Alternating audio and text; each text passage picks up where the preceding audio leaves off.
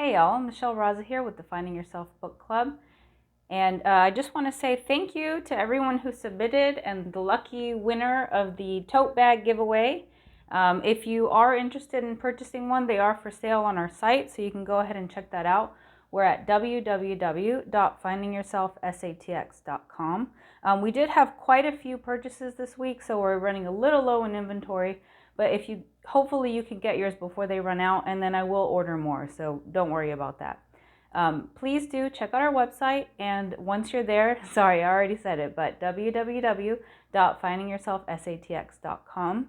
There you can fill out our free life balance questionnaire and send it to us. You can also just fill out a contact form and we'll be in touch. The first consult is always free, and there's no obligation thereafter. Also, if you want, you can just chat through the website, and it is me that responds. And please do like and subscribe. It really does help us little YouTubers. And thank you. I appreciate it. So without further ado, today we're going to be discussing Lindsay Gibson's Recovering from Emotionally Immature Parents. Last time we talked through response number 2, suggesting other ways to connect. And this is in order to protect your right to your inner world. So we did go through this chapter and read about how EIPs are hostile to your inner world.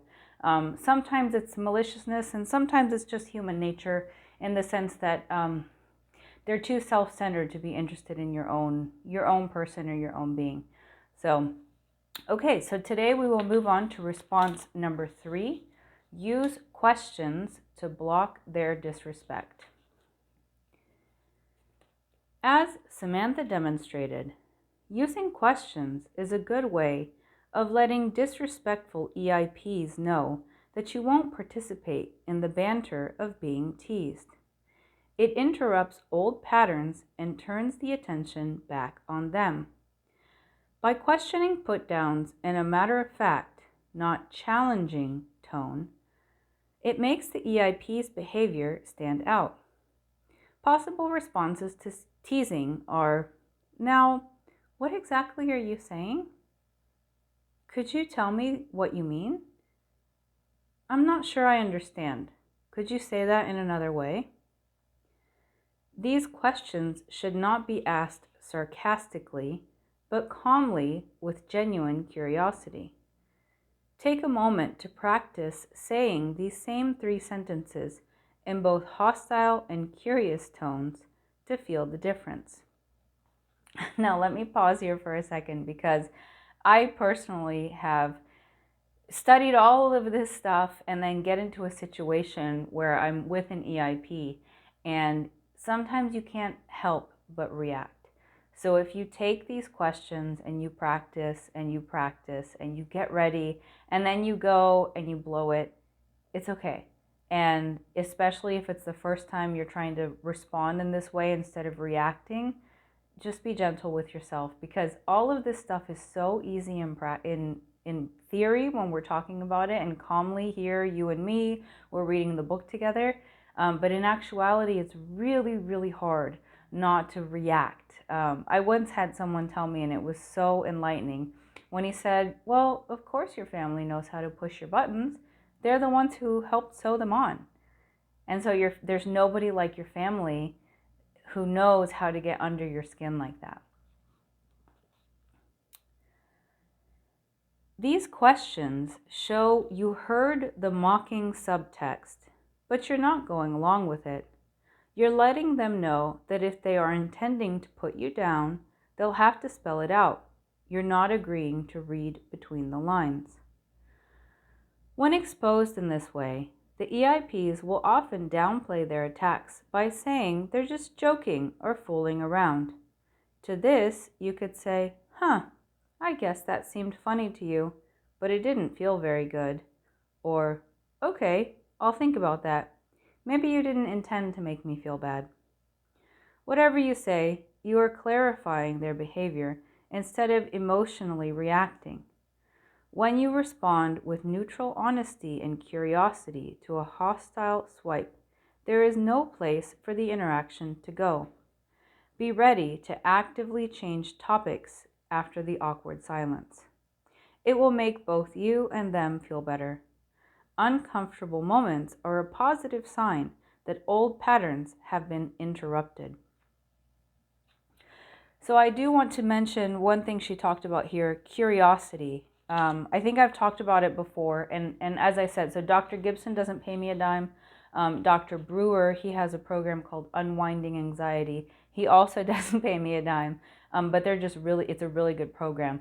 And so that one, the first 4 lessons are free, and then after that, it is a little pricey. It's like $30 a month on Google Play, or I don't know what it is on the Apple Store. But the main thing that he talks about as a cure for anxiety is really getting in the mindset of curiosity. And so if you can, instead of reacting to what they say, but instead being curious, then it will really help you to kind of get out of your head, get out of that reaction mode where you pretty much, I mean, at least I know in my personal experience, I end up making the situation worse. Like, they started it, it's true, they started it, but my reaction just fuels the fire, and before I know it, I just want to get out of there. I don't want to interact or participate or anything. And so a mindset of curiosity, and I think she even mentions this.